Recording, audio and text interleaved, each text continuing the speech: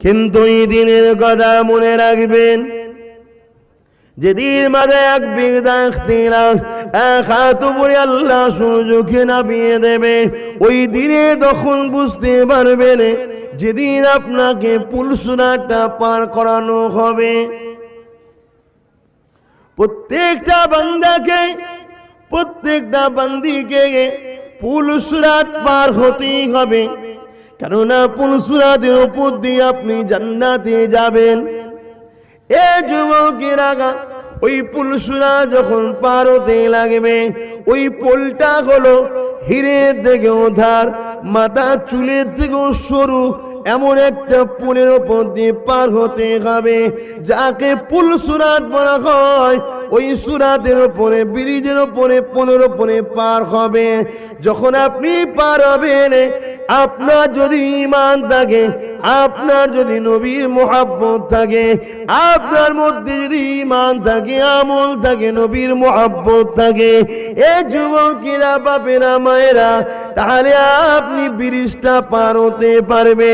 নচেতা আপনার ওই পুল থেকে পড়বেন, নিচেই দাও দাও করে জাহান্নামের আগুন জ্বলতে লেগেছে, ওই আগুনের মধ্যে আপনি রয়ে যাবে।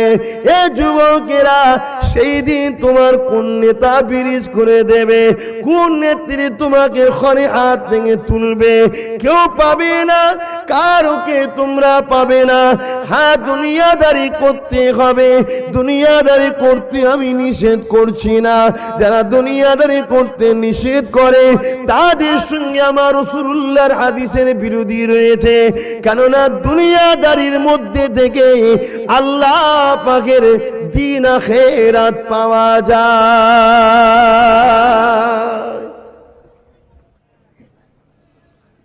আরে মুসলমান ঘরে ছেলে মেয়েরা, বাবারা শুনে রেখে দাও, দুনিয়া আখিরাত দুটোই দরকার আছে। আল্লাহ পাক তো তাই শিক্ষা দিয়ে দিল, রব্বানা আতিনা ফিদ দুনিয়া হাসানাতাও ওয়া ফিল আখিরাতি হাসানাতাও ওয়া কিনা আযাবান নার। দুনিয়ার ভালাইয়ের কথা বলতে বলেছে, আখিরাতের ভালাইয়ের কথাও চাইতে বলেছে, জাহান্নামের আগুন থেকেও বাঁচতে বলেছে। এই যুবকেরা, দুনিয়ার ভালাই আল্লাহর কাছে চাইতে বলেছে, কিন্তু আজকে বেশিরভাগ মানুষ দেখা যায় দুনিয়ার ভালাইয়ের জন্য সুদের ব্যবসা শুরু করে দিয়েছে, সুদ খেতে লেগেছে। আর মহান স্রষ্টা সুদকে হারাম করে দিয়েছে। যে সমাজে মহান স্রষ্টার বিরোধী কাজ হবে, ওই সমাজে কখনো শান্তি আসতে পারে না। একটার পর একটা বিমার লেগেই থাকবে। করোনার ভ্যাকসিন হয়ে যাবে, করোনা থেকে মুক্তি পেয়ে যাবেন, আনন্দ খুশিতে থাকবে। 2-4 মাস যেতে না যেতে আবার মহান স্রষ্টার পক্ষ থেকে কোনো না কোনো আযাব গজব এসে যাবে, কেননা দুনিয়ায় পাপাচার হয়েছে, মহান স্রষ্টার কথার বেখিলাফ হয়েছে। কেন মহান স্রষ্টা বলেছে সুদ খেও না, সুদ নিও না, সুদ হলো হারাম। তোমার কাছে কোনো গরিব যদি এসে বলে আরে আমার বড় প্রয়োজন, ট্রিটমেন্ট করতে হবে, তোমার যদি অর্থ থাকে তুমি তার উপরে দয়া করে 10,000 টাকা ধার দাও, 20,000 টাকা ধার দাও, বাবা সময় মতো সুদে দিবি। কিন্তু বাড়তি যে টাকাটা নেবে ওই টাকাটা হলো সুদ নেওয়া হবে। কি কর, ঠিক না? ঠিক। এখন এটা চলছে না চলে না? গরিব ব্যাংকে যে পয়সা পাচ্ছে না কেন? ব্যাংকে গিয়ে যে কাগজপত্র জমা দিতে হবে গরিবের নেই, ঠিক না? ঠিক গো।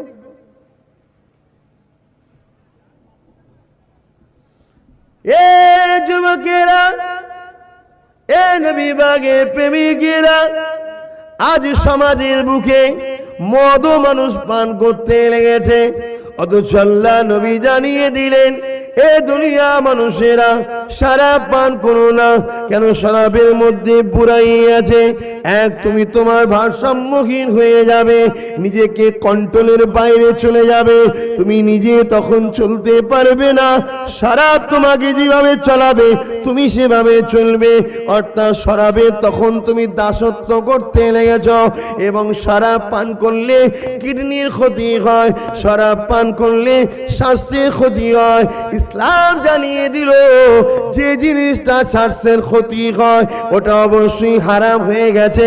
মহান স্রষ্টা যেটাকে হারাম করে দিয়েছে, মহান স্রষ্টা জমিনের উপরে সেই হারাম কাজ হতে লেগেছে। যারা এই হারাম কাজকে করতে লেগেছে, এই হারাম লাইসেন্স দিতে লেগেছে, এই হারাম কাজের প্রচার প্রসার করতে লেগেছে, আর আমরা বলি আল্লাহ মানি, আল্লাহর জমিনে তাদেরকে আবার সাপোর্ট করে বেড়ায় যাতে করে তারা আরো বেশি বেশি করে হারাম অবৈধ কাজের প্রচার করতে পারে। এ নওজওয়ানেরা রাজনীতি করেছিলেন হযরত উমর ফারুক রাদিয়াল্লাহু তাআলা। বিশ্ব নেতারা এখনো উমরের নাম শুনে কাঁপে, বিশ্বের নেতারা এখনো উমরকে দেখে ভাবে উমর ফারুক রাজনীতি করেছিলেন, অর্ধেক পৃথিবীর রাজত্ব চালিয়েছিলেন। কেমন রাজনীতি করেছিলেন একটু আপনাদের বলি শোনে। এ যুবকেরা, তরুণেরা, বাপেরা, হযরত ফারুক আযম একদিন এমন করে গভীর রাত্রে নিজের সাথীকে নিয়ে একজনকে হুজুর আমার রওনা দিলে কম্বল মুড়ি দিয়ে এমন করে ছদ্মবেশে ঘুরতে লাগলে এলাকার মানুষরা কে কি সমস্যার মধ্যে রয়েছে, কে কি বিপদের মধ্যে আছে, কার কি অসুবিধা হচ্ছে এটা দেখার জন্য ফারুক আযম বেরোলেন। ফারুক আযম ঘুরতে ঘুরতে ঘুরতে এমন সময় কান্নার একটা আওয়াজ ফারুক আযমের কানে এলো। এ আমার কওমের মানুষেরা, এ আমার জাতির মানুষেরা, এ আমার প্রিয় দেশবাসীরা, ভালো যেই করুক না কেন ভালো বলতে হয়। মুসলমান ভালো করলে ভালো বলবো না, এটা কখনো ন্যানো মাইন্ড করে সেকুলার মাইন্ড হতে পারে না। এটা তো কমনাল মাইন্ডের কথা যে মুসলমান যাই করুক না কেন খারাপ বলবো, এটা তো কমনাল মাইন্ডের কথা হবে। ভালো যেই করুক না কেন ভালো বলতে হয়। এ যুবকেরা, আব্বারা, তরুণেরা, এটাই তো আমার ইসলাম শিখিয়েছে। তাই তো নেতাজির অবদানকে ভুলতে পারেনি, তাই তো গান্ধীর অবদানকে ভুলতে পারেনি, তাই তো এমন করে তিতিমুরের অবদানকে ভুলতে পারেনি, তাই তো আশফাকুল্লাহ খানকে স্মরণ আজও করি। তেমন করে আদিবাসী ভাইদের ধর্মগুরু যিনাকে বিরসা মুন্ডা বলা হয় তাকেও আমরা ভুলতে পারিনি। কেননা তিনি ভালো কাজ করেছে। কি ভালো কাজ করেছে? ব্রিটিশদের হাত থেকে আমার দেশবাসীকে মুক্ত করেছে। এজন্য ইসলাম শিখিয়েছে ভালোকে ভালো বলো, তাই তাদের ভালোটাকে ভালো বলা এটা আমাদের ঈমানি কাজ। এ দুনিয়ার মানুষেরা, প্রতিটা মানব জাতিকে জানিয়ে দিই রাজত্ব কাকে বলে শিখে নাও। ফারুক আযমের থেকে ইতিহাসের পাতায় সোনালী অক্ষরে আজও পৃথিবীর কিতাবে ছাপা রয়েছে। একটা ভাষায় নয়, সমস্ত ভাষাতে ফারুক আযমের জীবনী পাওয়া যাবে। কেন রাসূলুল্লাহর সাথে উমর ফারুক এমন ভাবে জড়িয়ে আছে তার ইতিহাসটা পেয়ে যাবে। এই যুবকেরা, হুজুর আমার কানে যে আওয়াজ আসলো, হুজুর আমার আওয়াজটা শুনে নিয়ে সেই বাড়ির দরজা গোড়ায় চলে গেল। দেখতে লেগেছে একজন বয়স্ক মহিলা এমন করে সে পাত্রতে পানি দিয়ে আর পাথর দিয়ে চুলাতে বসতে লেগেছে আর তার বাচ্চা কাঁদতে লেগেছে। এই যুবকের আব্বারা, তরুণেরা এইভাবে পানিটা ফুটিয়ে যাচ্ছে, ফুটিয়ে যাচ্ছে। এমন করে তাদের কোনো খাবারও নাই, কিছুই নাই, কিছু পাথর রয়েছে। এই যুবকেরা ফারুক আযম জিজ্ঞাসা করলেন, মা বাচ্চা কেন কাঁদে? ওই সময় মহিলা বলেছিলেন, এই আল্লাহ পাকের বান্দারে ভুকা জ্বালায় খোদার জ্বালাতে কাঁদতে লেগেছে। ফারুক আযম বলতে লেগেছে, মা তাহলে বাচ্চাকে কেন খাবার দিচ্ছেন না? এ আল্লাহ বান্দারে, খাবার থাকলে তবে তো দেব, খাবার নাই বলে যখনই বাচ্চা কাঁদে অমনি পাত্রেতে পাথর দিয়ে পানি দিয়ে বসিয়ে দিই, ফুটাতে লাগে, ফুটাতে লাগে। আর বাচ্চাকে বলি, বাবা শান্ত হও, খাবার তৈরি হচ্ছে। এ যুবকেরা, গরিবী কাকে বলে দেখো। আল্লাহ তো এরকম গরিব তোমাকে আমাকে করেনি। ধৈর্য হারা হয়ে যেও না গো। আল্লাহ যে হালে রেখেছে খুশি হও। তোমার থেকে অনেক বিপদে রয়েছে অনেক মানুষ। এই যুবকেরা, আব্বারা, তরুণেরা, সিরিয়ার দিকে তাকিয়ে দেখো। ছোট্ট ছোট্ট বাচ্চাগুলো নিজেদের মায়ের রক্ত মাখানো গোস্ত খেতে লেগেছে। কেন তাদের এই দুর্দশা হলো? তারা নিজেরা নিজেদের ক্ষমতা অন্য কারো কাজে তুলে দিয়েছিল। অতএব বাপেরা নিজেদের হাতে নিজেদের দল, নিজেদের ক্ষমতা না থাকার জন্য জালিমদের শিকার তারা হয়ে গেল। এই যুবকেরা, আব্বারা, তরুণেরা, এ নবী পাকের প্রেমিকেরা, মায়ানমারের দিকে তাকিয়ে দেখো। মায়ানমারে কি হয়েছিল? নিজেরা নিজেদের সারা জীবন ভোটটাকে অন্যজনের হাতে তুলে দিয়েছিল। নিজের কোলে, নিজের পাতে, নিজের ক্ষমতায় কিছু রাখে না।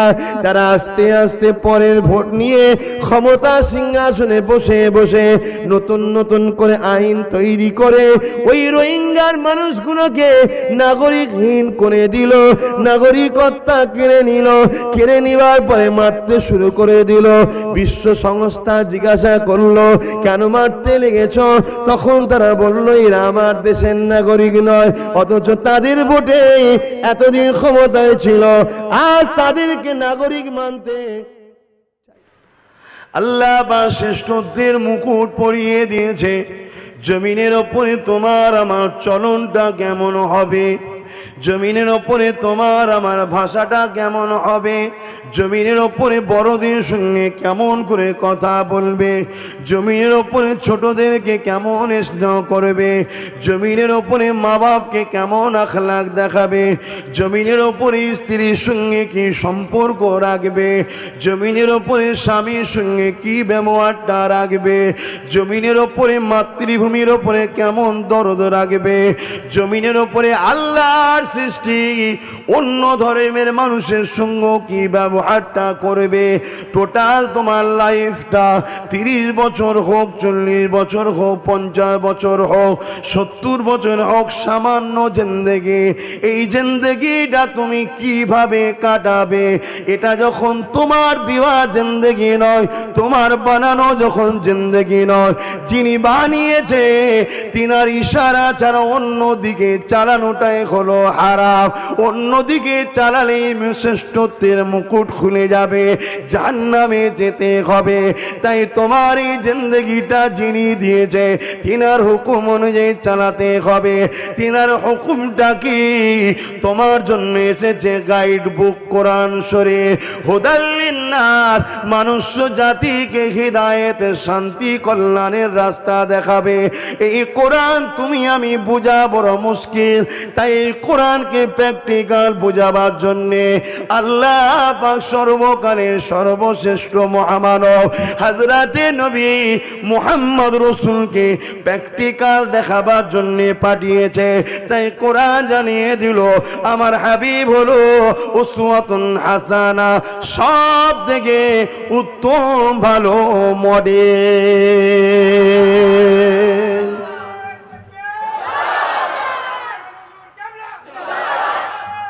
আল্লাহ,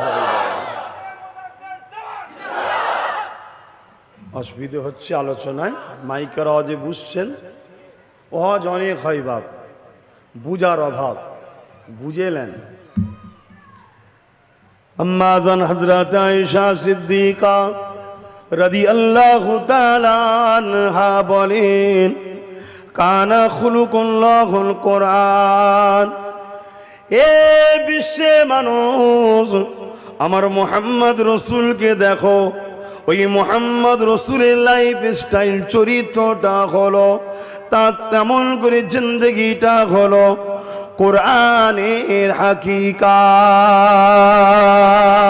অর্থাৎ উনি যা কিছু করেছে হুবহু কোরআন অনুযায়ী করেছে। কোরআন হলো কোনো মানুষের বাণী নয়, তামাম কায়নাতে যিনি স্রষ্টা সেই আল্লাহ পাকের বাণী।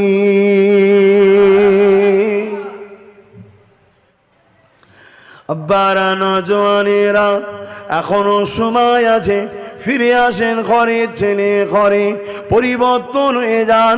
ধর্মকে জানো, ধর্মকে বোঝুন, ধর্ম পড়ুন, ধর্ম শিখুন, ধর্ম অনুযায়ী চলুন। এই যুবকেরা, তাম পৃথিবীর জমিনে ইবলিস শয়তান ইসলাম থেকে আমাদেরকে সরাবে বলে দুই ধরনের ষড়যন্ত্র করছে।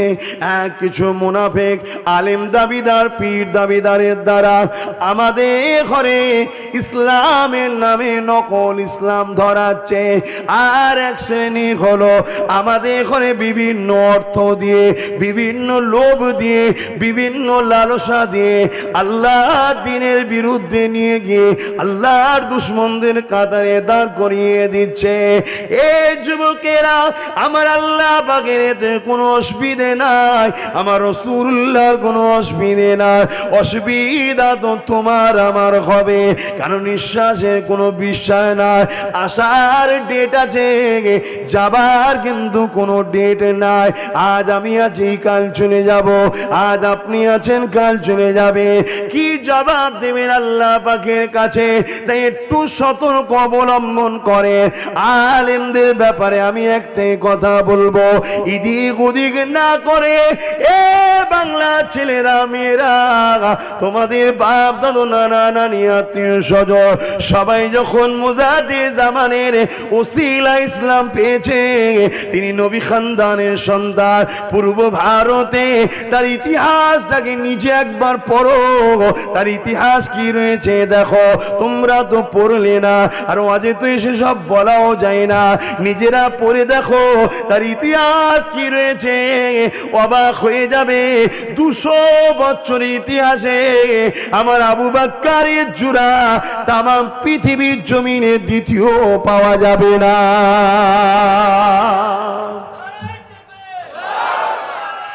আল্লাহ, কত বছর?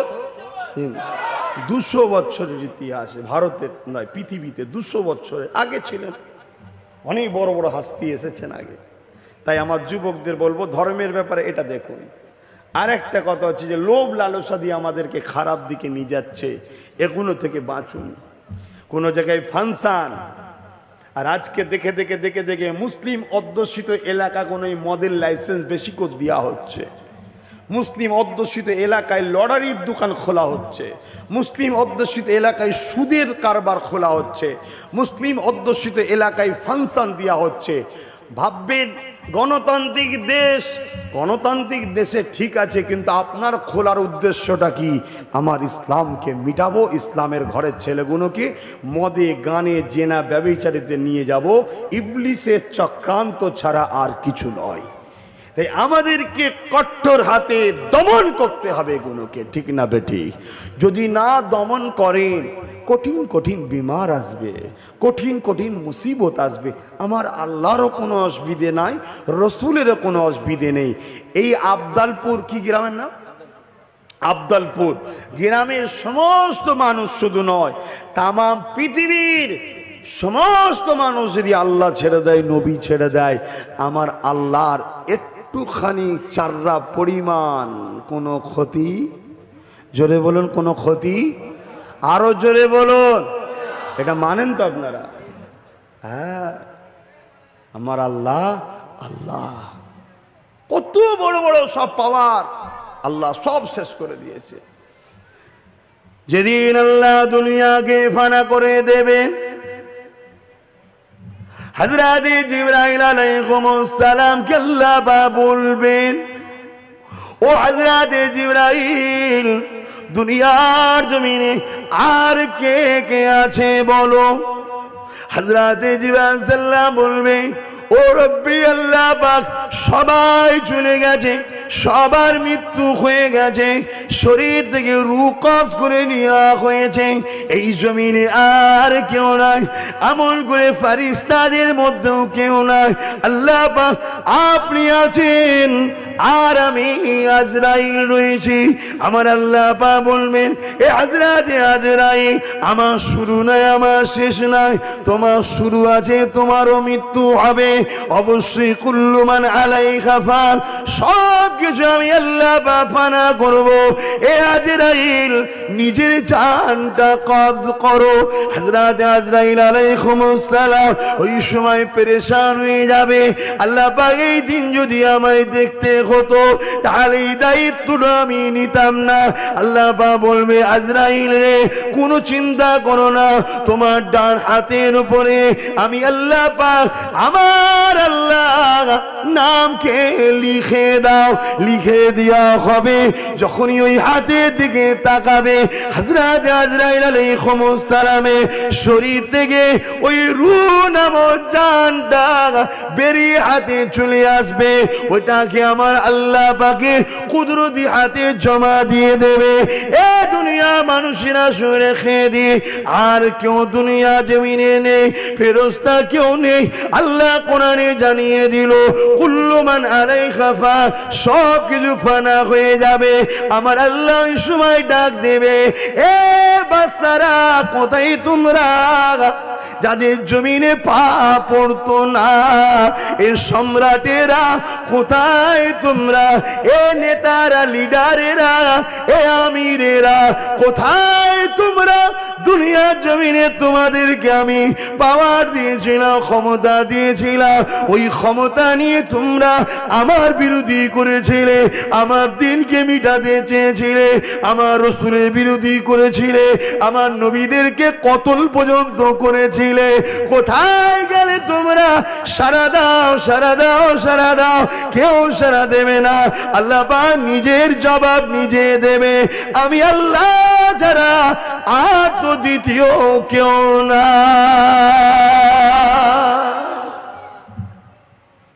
ভাইরা, নওজওয়ানেরা, যখন কোন মানুষের মৃত্যুর সময় এসে যায়, দুয়ার মাহফিলতে দোয়া নিয়ে একটু বলি, ওই সময় ওই বান্দাটাকে, ওই বান্দিটাকে তার স্থানটা দেখানো হয়। এ নওজওয়ানেরা, দৈনিক দয়ার নবী আমার 70 থেকে 100 বার আস্তাগফিরুল্লাহ, আস্তাগফিরুল্লাহ পড়েন। আস্তাগফিরুল্লাহ, আস্তাগফিরুল্লাহ, আস্তাগফিরুল্লাহ। সকলে পড়ুন আস্তাগফিরুল্লাহ, আস্তাগফিরুল্লাহ। 70 থেকে 100 বার নবী আমার দৈনিক তওবা করতেন, আস্তাগফিরুল্লাহ বলতেন। অর্থাৎ বেগুনাহ মাসুম নবী, যার কোনোদিন গুনাহ হয়নি আর হবেও না, কেন গুনার কোনো পার্টস নাই। এইভাবে জিনাকে আল্লাহ পাক তৈরি করেছে, তিনি দৈনিক 70 থেকে 100 বার তওবা করতেন। এ যুবকেরা, এ আমার বোনেরা, তুমি আমি কতবার তওবা করি? আজ থেকে প্রতিজ্ঞা নাও, প্রতিদিন শুবার আগে 100 বার কমসে কম আস্তাগফিরুল্লাহ, আস্তাগফিরুল্লাহ পড়ো, পড়ো আস্তাগফিরুল্লাহ, আস্তাগফিরুল্লাহ, আস্তাগফিরুল্লাহ রাব্বি মিন কুল্লি যামবি ওয়া আতুবু ইলাইহি, আশহাদু আল্লা ইলাহা ইল্লাল্লাহ ওয়া আশহাদু আন্না মুহাম্মাদান আবদুহু ওয়া রাসূলুহু। বাস শুধু আস্তাগফিরুল্লাহ, এতটুকু কথা দৈনিক ঘুমাবার আগে কমসে কম 100 বার পড়ে এসো। একদিন আমার আল্লাহ তোমার গুনাহ মাফ করে দিয়ে খাস রহমত দ্বারা তিনি তোমাকে তিনার মতো উপযুক্ত বানিয়ে, তিনার কাছে যাবার মতো, তিনার জান্নাতে যাবার মতো উপযুক্ত বানিয়ে নেবে। আমার আব্বা মা ভাই বোন সবাই পড়বেন, আর 100 বার দরুদ শরীফ ঘুমাবার আগে কমসে পড়বেন। আমরা এত পেরেশানে এসি, জ্বলে পুড়ে এক এক জায়গায় এক এক রকম সমস্যা, এক এক জায়গায়। তারপরে আব্বাস সিদ্দিকীর তো সমস্যার শেষ নেই, আপনারা সবই জানেন। যত জানো ঝোট ঝামেলা সব আব্বাস সিদ্দিকী কেন্দ্রিক। কথা বুঝে আসছে? লোক ক্যান্সারকে পছন্দ করে নিচ্ছে, তো আমাকে পছন্দ করছে না। ক্যান্সার হয় হোক যাক, আব্বাস সিদ্দিকী না গ্রামে আসে। ক্যান্সার এসছে সমস্যা নেই, অশনি আসছে সমস্যা নেই, করোনা আসছে সমস্যা নেই, এত কিছু সব welcome, welcome, welcome. Abbas Siddiqui না চলে আসে। কি গো, কিছু মানুষের এরকম ধ্যান ধারণা আছে না? নাই, তাদের কাছে আমি যাব না। আল্লাহ আমাকে যাদের কাছে নিয়ে যায়, আল্লাহ যেন তাদেরকে সমস্ত আসমানি বালা, জমিনি বালা, মানুষ শয়তান, জিন শয়তান, বিপদ আপদ, রোগ থেকে যেন আল্লাহ মুক্তি দেন, হিফাজত করেন। বলুন আল্লাহুম্মা আমিন। বাপেরা, নওজোয়ান তরুণেরা, মৃত্যু সবার একদিন না একদিন হবে। মৃত্যু কিন্তু সবার সমান হবে না। এ নওজোয়ানেরা, আল্লাহ যখন হযরত জিবরাইল আজরাইলকে পাঠিয়ে দিলেন, ও হযরত আজরাইল দুনিয়া জমিনে যান, আমার হাবিবকে যে তুলে নিয়ে আসে।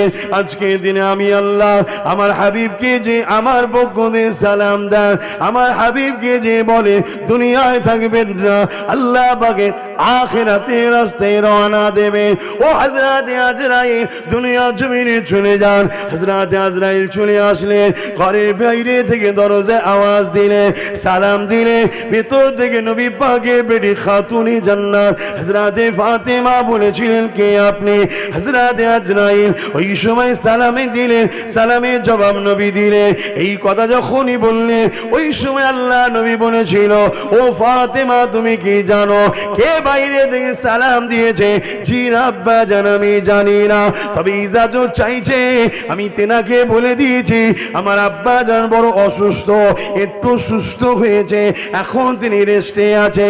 এ আমার কলিজার টুকরি ফাতেমা রে, কে দরজার ঘরে আছে তুমি কি জানো?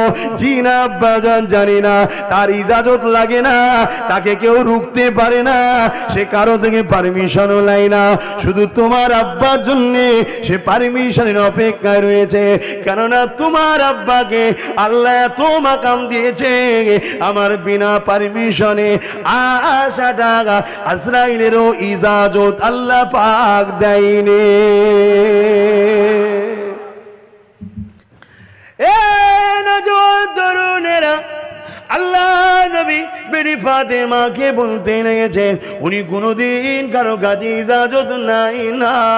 এ বেটি ফাতেমা রে, বাপ মাকে কেড়ে নিয়ে সন্তানগুলোকে এতিমেশি করে দেয়, স্বামীকে কেড়ে নিয়ে স্ত্রী বিধবা হয়ে যায়, স্ত্রীকে কেড়ে নিয়ে জীবন সাথী ছাড়া স্বামীকে একা করে দেয়। এ হযরতে বেটি ফাতেমা উনি হলেন মালিকুল মউত। হযরতে আজরাইল আলাইহিস সালাম দরজা খুলে দাও, ওনাকে আসতে দাও। হযরতে ফাতেমা কাঁদতে লেগেছে, কি ব্যাপার, কি না হবে? হযরতে আজরাইল আলাইহিস সালাম ঘরের মধ্যে প্রবেশ করে কি বলেছিলেন? হুজুর সালাম নেবেন, আর আল্লাহ পাক জানিয়েছে আপনি দুনিয়ায় থাকবেন না, আখিরাতের রাস্তায় রওনা দেবেন, তাহলে আপনার রূহ মুবারককে আমি নিয়ে যাব। এ যুবকেরা, তরুণীরা, বাপেরা, হযরতে আজরাইলের কথা শুনে আল্লাহ নবী বলেছেন, আজরাইল রে, অবশ্যই আমি ফিরে যেতে চাই, তবে আমি যাবার আগে আমার উম্মতিদের কি হবে এটা একটুখানি ভেবে তৈরি করে দিয়ে যেতে চাই। আহারে দুনিয়া জমিনে আমার নবী পাকের একটা প্রেমিকের কথা বলি শোনেন। আল্লাহ নবী মদিনা নববী শরীফে বসে আছেন, সাহাবা হুজুরগণ বসে রয়েছে। এমন সময়তে এক একজন সাহাবা হুজুররা আল্লাহ নবীকে এক একটা বিষয় শোনাতে লেগেছেন। কেউ বলছে, ইয়া রাসূলুল্লাহ, হাবিবাল্লাহ, আমার মনে হয় দিন রাত শুধু নামাজই পড়ে যাব। আবার কেউ বলতে লাগছে, ইয়া রাসূলুল্লাহ, আমার মনে হয় সর্বসময় আমি আমল করে রোজাটা রেখে যাব। আবার কেউ মনে হয়, ইয়া রাসূলুল্লাহ, হাবিবাল্লাহ, আমার যা মাল আল্লাহ দেবে সর্বসময় দান করে যাব।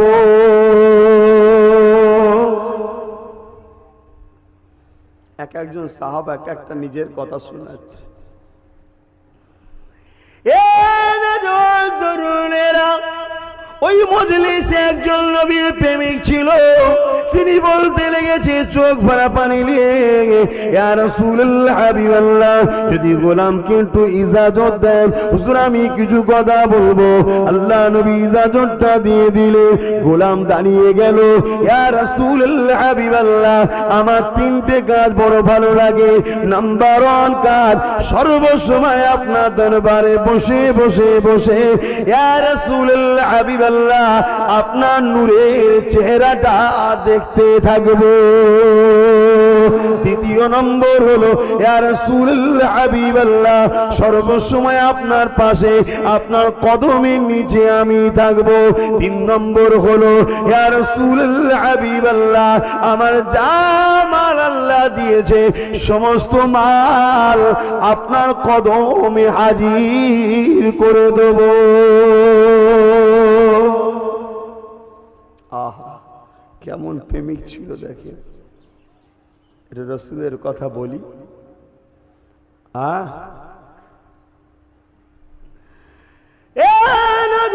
তরুণেরা, আল্লাহ নবীকে যারা প্রেম করেছে, কিভাবে প্রেম করেছে, নবীকে কিভাবে ফলো করেছে দেখে শিক্ষা নিয়ে বাবারা, নওজোয়ান তরুণেরা, আমার আম্মা বোনেরা শুয়ে রেখে দেয়। এ নবী পাকের প্রেমিকেরা উহুদের লড়াইয়ের ময়দানেতে এমন করে সাহাবা হুজুর অনেক শহীদ হয়ে গিয়েছিল। আল্লাহ নবী দান্ডা মোবারকটা শহীদ হয়ে গিয়েছিল। এমন সময় গুজব একটা উঠে যায়, আল্লাহ নবী নাকি শহীদ হয়ে গেছে। সাহাবা হুজুররা তরোয়ালটা ছেড়ে দিল। নবী আমার যখন চলে আসে, আর দুনিয়া থেকে কি করব, এই সময় খবরটা চতুর্দিকে ছড়িয়ে যায়। এক মহিলা এমন করে ময়দানে দিয়ে ছুটতে লেগেছে, এমন করে বেঈমান কুফারেরা, বেঈমান কাফেরেরা তখন বলতে লেগেছে এই মহিলাকে, এ মেয়ে তোমার স্বামী পুত্র শহীদ হয়ে গেছে। ওই মহিলা বলেছিল, এটা আমি শুনতে চাই না, বলো তো বলো আমার দয়া নবী কেমন আছে। এ নবী পাকের প্রেমিকেরা, আল্লাহ নবী সাহাবারা নবী পাককে কেমন মহব্বত করেছিলেন, এগুলো তো আমাদের জন্য শিক্ষা। কেন আল্লাহর কোরআন জানিয়ে দিল, তোমরা ঈমান আনো, ঈমান আনো। যেভাবে সাহাবারা ঈমান এনেছে, সাহাবা হুজুররা কেমন ভাবে ঈমান এনেছে। আল্লাহ নবীর একজন সাহাবী ছিলেন হযরত খুবাইব রাদিয়াল্লাহু তাআলা। খ্রিস্টানেরা তাকে বন্দী করে নিয়ে গিয়েছিল। ওই বন্দী করার পরে এমন করে তাকে শুলিতে যখন চড়ানো হবে, সাহাবা হুজুর থেকে হযরত খুবাইবকে জিজ্ঞাসা করতে লেগেছে, এ খুবাইব, তোমাকে কত সুন্দর না হবে, তোমাকে ছেড়ে দেওয়া হবে, তুমি তোমার ঘরে কি স্ত্রী বউ বাচ্চা নিয়ে থাকবে, আর তোমার জায়গাতে মুহাম্মদ রাসূলকে শুলিতে চড়ানো হবে। নাউযুবিল্লাহ মিন যালিক। হযরত খুবাইবের কথা শুনে চোখে পানি ফেলে কাঁদে আর বলে, এ বেঈমান জাহান্নামী, শুনে রেখে দে, আমরা নবীকে এতটা ভালোবাসি। কেউ যদি বলে খুবাইব রে, নবীর পায়ে কাঁটা ফোটানো হবে, যদি তুমি জান দিয়ে দাও কাঁটা ফোটাবো না, আমরা আমাদের জান দেওয়া পছন্দ করব, আমার নবীর পায়েতে কাঁটা ফোটানো পছন্দ করি না। আরো জোরে বলুন সুবহান। এ নওজোয়ানেরা, আল্লাহ নবী দুনিয়া জমি যখন দিন ইসলামের দাওয়াতটা দিলেন, মক্কার কুফারেরা এমন করে দেখা যায় আল্লাহ নবীকে কাবা শরীফের সামনে বেইজ্জতি করেছিলেন গো, অপমান করেছিলেন গো। এই কলেমা তোমার মালদা জমিনে এতটা সহজে আসে না গো, এই দাড়ি টুপি তোমার মালদা জমিনে এতটা সহজে আসে না গো। আজ আমি আব্বাস সিদ্দিকী দামি দামি গাড়ি নিয়ে আগে পিছু লোক নিয়ে ঘুরে বেড়ায়, আল্লাহ নবীর গোলামি করি, তাই আল্লাহ পাক মর্যাদা দিয়েছে। কিন্তু এত সহজে পৃথিবীর জমিনে আল্লাহ পাকের তাওহীদ এবং নবীর রিসালাতটা প্রচার হয়নি গো। ইতিহাসে পাতা খুলে দেখে নাও, আল্লাহ নবী এমন করে মক্কার জমিনে যে যখন দাওয়াত দিলে, মক্কার আবু জেহেল আল্লাহ নবী নূরের গাড়িতে তামাচা মেরে দিলেন। নবী আমার কাঁদতে কাঁদতে, বাবার মা খারা এতিম নবী ঘরে আমার এসে কাঁদতে লাগলে, পরের দিন আবার যেতে লাগলে, কেউ মানতে চাই না। আল্লাহ নবী এমন সময় একটা যুবককে দেখতে পেল। এ আল্লাহ পাকের বান্দারে, তুমি কি আমার কথা মেনে নেবে? কেউ তো আমার কথা মানছে না। ওই যুবকটা বলেছিলে, এ আব্দুল্লাহর বেটা মুহাম্মদ, কি কথা আপনি বলে? আল্লাহ নবী বলেছিলেন, লা ইলাহা ইল্লাল্লাহ আনা মুহাম্মাদুর রাসূলুল্লাহ। আল্লাহ ছাড়া কোনো ইলাহ নাই, আল্লাহ ছাড়া কোনো মালিক নাই, আল্লাহ ছাড়া কোনো রব নাই, আল্লাহ ছাড়া কোনো প্রভু নাই, আর আমি মুহাম্মদ আল্লাহ পাকের প্রেরিত নবী রাসূল মেনে নেবে কিনা? এই কথা না শুনে যে সময় কেউ মানে না, নবী বিরোধী করেছিল, ওই সময়তে যুবকটা কোনো প্রশ্ন না করে আল্লাহ নবী নূরে হাতের দিকে হাতটা বাড়িয়ে দিয়ে ইমানের নূরে কালেমা পড়ে রাসূলের দ্বীনে প্রবেশ করে।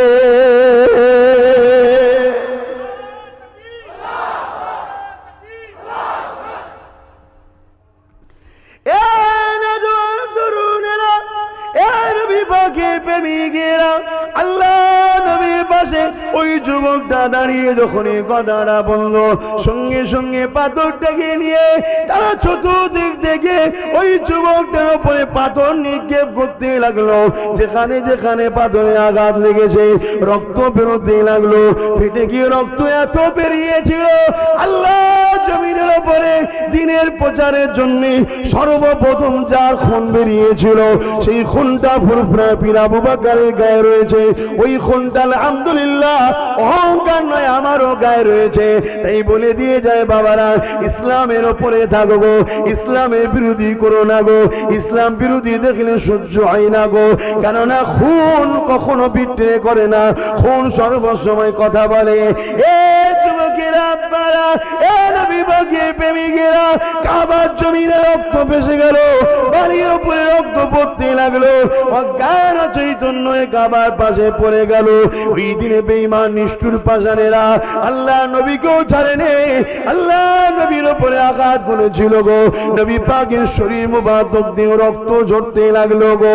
এই যুবকেরা, তরুণেরা, বাপেরা, এত সহজে টুপি আসে না গো, এত সহজে দাঁড়িয়ে আসে না গো, এত সহজে কোরআন পাওনি গো, এত সহজে নামাজ মসজিদে হয়নি, এত সহজে তোমার গ্রামে কলেমা আসেনি, এত সহজে তোমার গ্রামে মাওলানা আসেনি, এত সহজে তোমার গ্রামে হাদিস আসেনি। এ যুবকেরা, এ নবী পাকের প্রেমিকেরা, আজ তুমি আমি আল্লাহ দিনকে ছেড়ে দিয়ে গানের মধ্যে ব্যস্ত, জুয়ার মধ্যে ব্যস্ত, জিনার মধ্যে ব্যস্ত, মদের মধ্যে ব্যস্ত, ব্যবসা দুনিয়ার মধ্যে ব্যস্ত। এই যুবকেরা শুনে রেখে দাও, তোমাকে আমাকে আল্লাহ সৃষ্টি করেছে, কিছু একটা কাজ দিয়েছে গো, ওই কাজটা করতে হবে। তাম পৃথিবীতে সবাই মিলে উঠে পড়ে লেগে আল্লাহ নবীর দিনকে মিটাতে চাইছে। তুমি আমি যদি রাসূলের প্রেমিক হই, তাহলে প্রমাণ দেখাও নবীর দিনের জন্য লড়ো, প্রমাণ দেখাও নবীর দিনের আদর্শের জন্য লড়ো। যারা লড়াই করতে চাইবে, সর্বপ্রথম কাজ হবে নিজেকে নবীর সুন্নাত অনুযায়ী গড়া, সেই প্রকৃত নবীর দিনের জন্য লড়ে। তারপরে কাজ হবে নবীর সুন্নতের প্রচার করা, তারপরে কাজ হবে যারা নবীর দিন নিয়ে ভুল বোঝায় তাদের বিরুদ্ধে সত্যটাকে সমাজের গায়ে তুলে ধরা। এ যুবকেরা, তরুণীরা, বাপেরা, এ নবী পাকের প্রেমিকেরা, আরে এত সহজে আসেন গো। আল্লাহ নবী আর একদিকে অজ্ঞানে পড়ে রইল, আর নবী পাকের প্রথম সাহাবীটা একদিকে অজ্ঞানে পড়ে রইল। এমন সময় তামিল গোত্রের মানুষেরা দেখা যায় আমার ওই রাসূলের সাথীটাকে, ওই যুবকটাকে তুলে নিয়ে নিজের ঘরে নিয়ে গেল, তার আম্মার কাছে পৌঁছে দিল। কিন্তু বাবারা, মারা, এতিম নবীটাকে কেউ তুলল না। নবী আমার একা কাবার জমিনে অজ্ঞানে পড়ে রয়ে গেল। আরে কখনো কি দিল কাঁদে না যে নবী আজও জমিনে, মক্কার জমিনে, আজও মদিনার জমিনে তোমার আমার জন্য কাঁদে? ইয়া রাব্বি হাবলি উম্মতি উম্মতি কখনো কি দিল কাঁদে না? সেই নবীর দ্বীনের বিরুদ্ধে যাও কি করে? সেই নবীর দ্বীনকে যারা মিটায় তাদের গুণগান গাও কি করে? সেই নবীর দুশমনদের ঝান্ডা ধরে ঘুরে বেড়াও কি করে? এ যুবকেরা পরিবর্তন হয়ে যাও গো। নিঃশ্বাসের কোনো বিষয় নাই, আজ আজকাল চলে যাবে। ওই কবরের জমিনকে ভেবে দেখো এবং ময়দানে মাসের কথা ভেবে দেখো। যেদিন মাথার এক ব্যক্তি তেলা এক হাত উপরে আল্লাহ সূর্য নামিয়ে দেবে, যেদিন মানুষ নাফসি নাফসি করতে থাকবে, যেদিন মানুষ নিজের খামেতে সাঁতার কাটতে থাকবে, ওই দিনে মানুষের কি দশা হবে? আল্লাহ নবীর এই বর্ণনা শুনে সাহাবা হুজুররা কাঁদতে লাগলে। ওই জায়গাতে হযরতে মাওলা আলী ছিল। ইয়া রাসূলুল্লাহ হাবিবাল্লাহ, এই কঠিন দিনে আমাদের কি হবে? আল্লাহ নবী কি বলেছিল? ও আলী, চিন্তা করো না, তুমি আমি হাসান হোসেন ফাতেমা আল্লাহ পাকে আরশে আজিমের পরে জান্নাতি খানা খাবো। এ যুবকেরা তরুণেরা, তাহলে তোমার আমার কি হবে? তোমার আমার কি হবে? তোমার আমার কি হবে? চিন্তা করার কোনো কারণ নেই তাদের জন্য যারা নিজের জানের থেকে নবীকে ভালোবাসে, যারা নিজের জানের থেকে হাসান হোসেনকে ভালোবাসে, যারা নিজের জানের থেকে আহলে রাসূলদের ভালোবাসে, যারা নিজের জানের থেকে নবীর পেয়ারা সাহাবাদের ভালোবাসে, তাদের কোনো চিন্তা নাই। কেননা হযরত আলী বলেছিলেন, ইয়া রাসূলুল্লাহ হাবিবাল্লাহ, আমাদের গোলামদের কি হবে উপায়? যারা দুনিয়ার জমিনে আমার হোসেনের জন্য লড়ে, যারা আমার হাসানের জন্য লড়ে, যারা আমি আলীর জন্য লড়ে, খাতুনে জান্নাতের জন্য লড়ে, সাহাবাদের জন্য লড়ে। ইয়া রাসূলুল্লাহ হাবিবাল্লাহ, তাদের ওই দিন কি হবে? আল্লাহ নবী বলেছিল, আল মারউ মা মান হাব্বা। এ বাবা সাহাবারা, এ আলী, মালিক যেখানে থাকে গোলাম সেখানে থাকবে। আমাদের প্রেমিকরাও ওই দিনে আরশে আজিমের উপরে জান্নাতি খানা খাবে।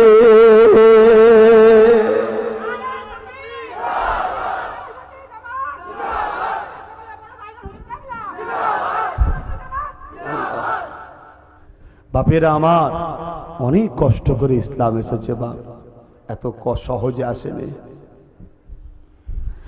ভাইরা নওজওয়ানেরা, যে যুবকটা কথা বলছিলাম, আল্লাহ নবী নূর নবীর পাশে দাঁড়িয়ে এমন করে নবী পাকে কালেমা সাক্ষী দিতে লেগেছে কাবা শরীফের পাশেতে।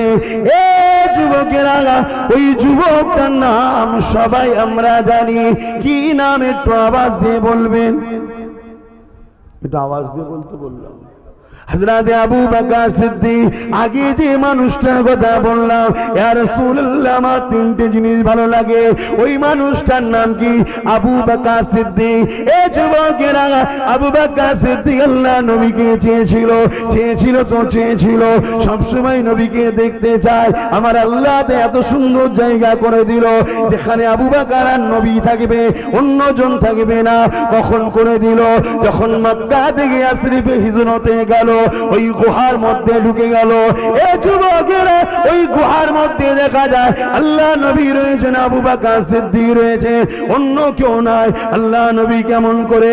হযরত আবু বকর সিদ্দিক বলেছিলেন, ইয়া রাসূলুল্লাহ হাবিবাল্লাহ, হুজুর আপনি একটু দাঁড়িয়ে যান, আমি গুহার মধ্যে আগে ঢুকি। কেননা এই পাহাড়ি এলাকার গুহা, মানুষ যাতায়াত করে না, কি হয়ে আছে না আছে। হযরত আবু বকর সিদ্দিক ওই গুহার মধ্যে আগে ঢুকে গেল। যতগুলো ছিদ্র ছিল পাগড়ি দিয়ে, জামা দিয়ে ওই ছিদ্রগুলোকে বন্ধ করে দিল। একটি মাত্র ছিদ্র খালি ছিল, এদিকে দিবার মতো কোনো কাপড় নাই, কোনো জিনিস নাই। হযরত আবু বকর সিদ্দিক নিজের পায়ের গিরল দিয়ে ওই গুহার ভেতরে গর্তটার মুখটা চেপে ধরলো। আল্লাহ নবীকে ডাক দিলে, নবী পা ভেতরে তাশরীফ রাখলে। আল্লাহ নবী বললেন, আবু বকর, অনেকটা হেঁটে এসেছি। আল্লাহ নবী আবু বকরকে বসতে বললে। আবু বকরের কোলে মাথা দিয়ে নবী আমার একটুখানি চোখকে মুছলেন। ওই আবু বকর বলেছিল, হুজুর আপনাকে এক নজরে দেখতে ভালো লাগে, এখানে আর ডিস্টার্ব করার কেউ নেই। আমার আল্লাহ এই মঞ্জিলটাকে কবুল করে নিয়েছে। ওই জায়গাতে আবু বকর নবী পাককে একভাবে দেখতেছে। 570 খ্রিস্টাব্দে 12 রবিউল আউয়ালে এই পৃথিবীর জমিনে মানুষগুলো ঈসা নবীর দাওয়াতটা ভুলে গিয়েছিল। ঈসা নবী এসে এক আল্লাহর দাওয়াত দিয়েছিলেন, মানবতার দাওয়াত দিয়েছিলেন, ইনসানিয়ার দাওয়াত দিয়েছিলেন। ঈসা নবী চলে গেল, 500 বছর হয়ে গেছে। এই 500 বছরের মধ্যে যুগে যুগে মানুষ আস্তে আস্তে ঈসা নবীকে ভুলে গেলে, এক আল্লাহকে ভুলে গেলে, সত্যকে ভুলে গেলে, ইনসাফকে ভুলে গেলে, নারীর অধিকার ভুলে গেলে, এতিমের অধিকার ভুলে গেলে, মা বাপের অধিকার ভুলে গেলে, এক কথায় ইসলামের বাণীগুলো ভুলে গেল। এই ভুলে যাবার পরে পৃথিবীর জমিনে মানুষগুলো অশান্তির দাবানল জ্বলিয়ে দিল। ছেলের হাত থেকে মা নিজের ইজ্জতকে বাঁচাতে পারত না, বাপগুলোর হাত থেকে বেটিরা নিজেদের জানকে বাঁচাতে পারত না। এই পৃথিবীর জমিনে জঙ্গলরা চুরি হয়ে গিয়েছিল। আল্লাহ পাক এই পৃথিবীর মানুষগুলোকে শান্তি, সভ্যতা, ইনসাফ, ইনসানিয়াতে রাস্তা দেখাবেন বলে 570 খ্রিস্টাব্দে 12 রবিউল আউয়ালে হযরতে আব্দুল্লাহ হুজুরের ঘরে আম্মা আমিনার কোলে সর্বকালের সর্বশ্রেষ্ঠ আল্লাহর দোস্ত দোনোজাহানের সুলতান আমিনাল্লাহ আব্দুল্লাহ দুলার নবী মুহাম্মদ রাসূলকে আল্লাহ পাঠিয়েছিল। আরো জোরে বলুন সুবহান। কত অন্ধকার ছিল বলেন তো পৃথিবী। আপনারা কি চান নাকি রোজ মিডিয়া খুললে যেমন দেখতে পাচ্ছেন রেপ হচ্ছে, ধর্ষণ হচ্ছে, খুন হচ্ছে, আপনাদের বেটিগুলো মেয়েগুলোর সঙ্গে হোক, চান নাকি? জোরে বলেন। এই রকম খারাপ সমাজ ছিল, আল্লাহ নবী সেগুলোকে বন্ধ করে নারীদের অধিকার দিয়েছে, খুন বন্ধ করেছে, দাঙ্গা বন্ধ করেছে, ধর্ষণ বন্ধ করেছেন, ঘুষ বন্ধ করেছে, লুট বন্ধ করেছে, মারপিট বন্ধ করেছে, কাটাকাটি বন্ধ করেছে, বেউজ্জুদি বন্ধ করেছে, মায়ের সম্মান, স্ত্রীর মর্যাদা, স্বামীর সম্মান, কন্যাদের অধিকার আল্লাহ নবী এত সহজে দিয়েছে মনে হচ্ছে নাকি? কত কষ্ট করতে হচ্ছে রসুলকে, বুঝতে পারছেন না? আল্লাহ নবী কাবা শরীফের পাশে চলে গেলেন। নবী আমার কাবা শরীফের পাশে গিয়ে একটা উঁচু জায়গায় উঠে গিয়ে এলাকার মানুষদেরকে ডাক দিলে, এ আমার পাড়া প্রতিবেশী এলাকার মানুষেরা শোনো, তোমরা এদিকে আসো। দলে দলে মানুষ আল্লাহ নবীর ডাকটা শুনে কাবা শরীফের ছাতানে এসে হাজির হয়। আল্লাহ নবী তাদেরকে লক্ষ্য করে বললেন, আপনারা আমাকে ছোটবেলা থেকে দেখছেন, বলুন আমি নবীকে আপনারা কিভাবে মানেন? সবাই বলতে লাগলো, মুহাম্মদ তুমি আমাদের থেকে আলাদা, তুমি কখনো অন্যায় করোনি, তুমি কখনো কারো ক্ষতি চাওনি, কখনো তুমি মিথ্যা বলোনি, কখনো তুমি মানুষকে বেহুজ্জুতি করোনি, কখনো তুমি ঝগড়া করোনি, কখনো তুমি এমন করে বদমাইশি করোনি। আল্লাহ নবী বলেছিলেন, তাহলে আমি মুহাম্মদ যদি বলি, ওই যে দূরে পাহাড় দেখছে, ওই পাহাড়ের ওই দিকে একদল সৈন্য রয়েছে যারা এখনই তোমাদের উপরে হামলা করবে, আমার এই কথা কি তোমরা মেনে নেবে? তারা এক কথাই বলেছিল, মুহাম্মদ তুমি যদি বলো আমরা মেনে নেব। আল্লাহ নবী বলেছিলেন, তোমরা তো নিজে চোখে দেখোনি, মানবে কেন?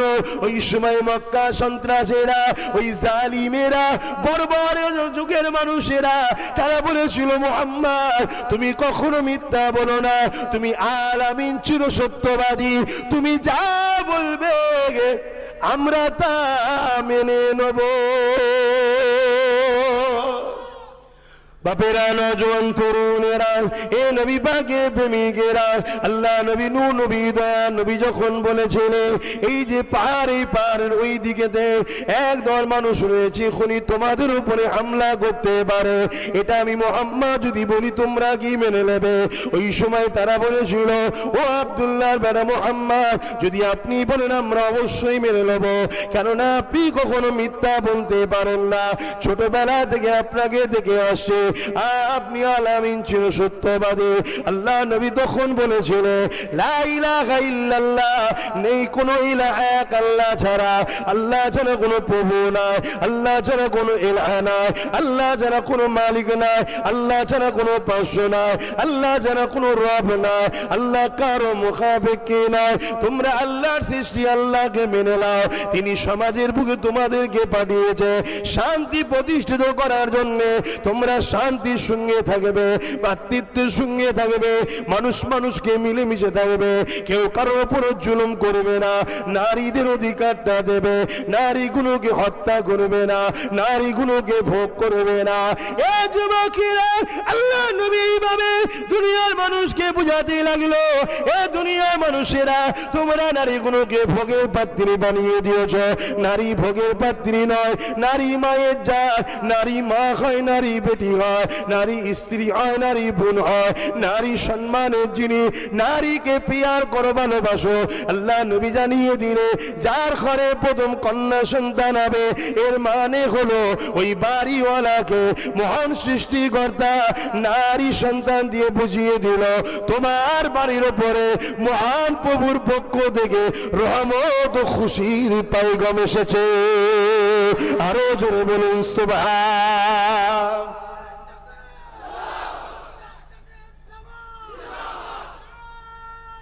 আল্লাহু আকবার। আল্লাহ নবী অন্ধকারকেই বন্ধ করেছিলেন। আল্লাহ নবী নামাজের কথা প্রথম বলেন গো, আল্লাহ নবী রোজার কথা প্রথম বলেন, আল্লাহ নবী হজের কথা প্রথম বলেন, আল্লাহ নবী দান খায়রাতের কথা প্রথম বলেন। আল্লাহ নবী বলেছিলেন ভালো মানুষ হও, ভালো মানুষ হতে গেলে আখলাকটা ঠিক করো, চরিত্রটা ঠিক করো। আল্লাহ নবী কলেমার পরেই বলেছিলেন নারীর উপরে অত্যাচার বন্ধ করো, নারীগুলোকে অন্যায় করা বন্ধ করো, নারীগুলোকে তখন বাজারে বিক্রি করা হতো, এগুলোকে বন্ধ করে দাও। এ যুবকেরা, তরুণেরা, বাপেরা, আমি আমার ধর্মের মাহফিলে বলে যাচ্ছি, আমার ইসলাম শিখিয়েছে, আমার কোন দেখে জানিয়ে দিয়ে যায়।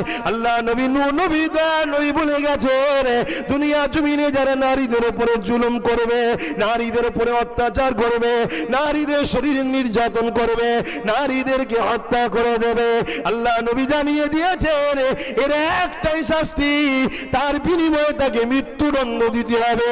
এ যুবকেরা, তরুণের বাপেরা, আমি আমার ধর্মসভাতে আমার ধর্মের অনুসারীদিগকে আমার ধর্মের বাণীটা শিখাতে লেগেছি। মনে রেখে দেবেন, জেনে রেখে দেবে, অন্যায় করবেন না। আল্লাহ পাক সব দেখতে লেগেছে। দুনিয়ার কোন আদালতে তোমার যদি বিচার না হয়, দুনিয়ার কেউ যদি তোমার বিরুদ্ধে কথা যদি বলতে না পারে, মনে রেখে দেবেন সম্মান ফেকা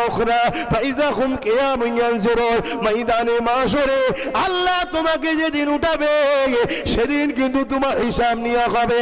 রাতের অন্ধকারে কার জমিনে সম্পদ চুরি করেছো, রাতের অন্ধকারে কার ঘরে ডাকাতি করেছো, রাতের অন্ধকারে কার কি ক্ষতি করেছো, বা গায়ের জোর দেখিয়ে কার সম্পদকে দখল করেছো, বা গায়ের জোর দেখিয়ে কারো বিরুদ্ধে মিথ্যা কেস করেছো, বা গায়ের জোর দেখিয়ে গরিবকে অত্যাচার করেছো, মনে রেখে দেবে কাল কিয়ামতের ময়দানে আল্লাহ কিন্তু তোমাকে দাঁড় করাবে। যদি তুমি ইমানদার হও, যদি তুমি বিশ্বাসী হও, পরকাল বলে একটা জায়গা আছে, তাহলে দুনিয়ার পুলিশ, দুনিয়ার আদালতের ভয় আমি তোমায় দেখাতে আসিনি। কারণ দুনিয়ার বিচার সেই বিচার নয় যে বিচারটা ময়দানে মাশরে হবে। ওইখানে এমন বিচার হবে যে বিচার সম্বন্ধে আল্লাহ নবী জানিয়ে দিল জাহান্নামী দিগকে যে জিনজিল দিয়ে বাঁধা হবে, ওই জিনজিলটা যদি আসমানে টাঙিয়ে দেওয়া হয়, এই পৃথিবীর জমিন আর গাছপালা গজাবে না। ওই জিনজিলটা মুখ দিয়ে ঢুকানো হবে, পায়খানার রাস্তা দিয়ে বার করা হবে। এ যুবক, এ আমার ভাই, আমার বাপ মা, দুনিয়ার জমিনে তুমি যতই মস্তানি করে নাও না কেন, যতই অন্যায় করে নাও না কেন, দুনিয়ায় তুমি ক্ষমতা দেখিয়ে চলে যাবে, কিন্তু ওই দিনের কথা স্মরণ করো। তাই তওবা বেশি বেশি করে করো, আল্লাহকে সিজদা করো, নামাজ পড়ো, হালাল খাও, হারাম থেকে দূরে থাকো, এবং যারা অন্যায় করছে এদেরকে কখনো সাপোর্ট করবে না, এদের সঙ্গে দল করবে না, এদের সঙ্গে উঠা বসা করবে না। যেমন মসজিদের দুশ্মন থেকে দূরে থাকা দরকার, ঠিক তেমন গরিবকে যে ওঠে তার থেকেও দূরে থাকা দরকার। যে আদানের বিরুদ্ধে কেস করে তার থেকেও যেমন দূরে থাকা দরকার, যে গরিবের হককে চুরি করে তার থেকেও দূরে থাকা দরকার। কারণ ইসলামে যেগুলোই নিষেধ আছে ওগুলো যারা করে কোনো অ্যাঙ্গেলে তাদেরকে সাপোর্ট করা মানে তুমি ওই কেসের আসামি হয়ে গেলে। তাই ফিরে আসুন, আমার নবীর দিনকে বাঁচান, নবীর দিনে জীবন গড়ো। কারণ নবী আমার আজও মদিনার জমিনে তোমার আমার জন্য কাঁদতেছে। আরো জোরে বলুন সুবহান। আল্লাহু আকবার, আল্লাহ।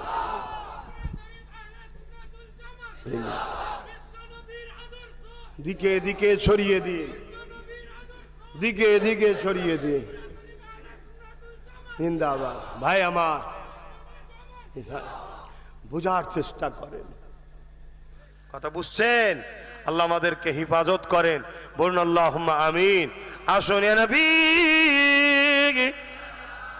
সালাম ইয়া রাসূল ইয়া হাবিব সালাম طلع البدر علينا من شنيعة الوداع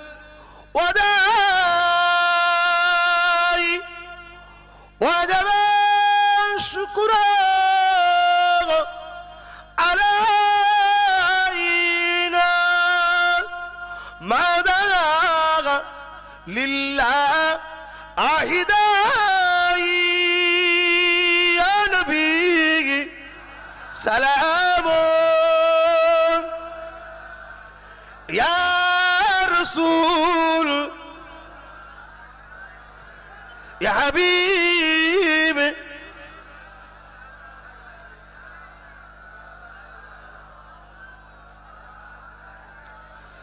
কঠিন হাসরের দিনে কি আছে মোদের কপালে,